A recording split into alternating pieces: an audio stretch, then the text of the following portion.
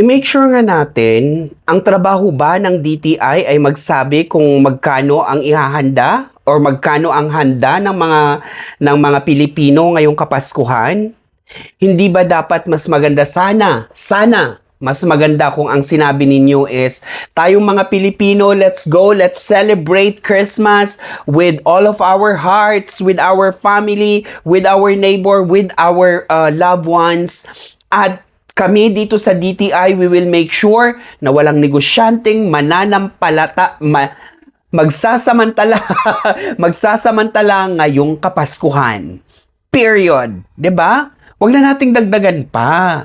Kasi kaya tayo nagkakagulo eh. Dahil sa mga dinadagdag pa natin eh. Kung gusto natin na magpabibo at magpabango, consult nyo yung PR nyo. Di ba may PR team naman kayo dyan? I'm sure they can do better.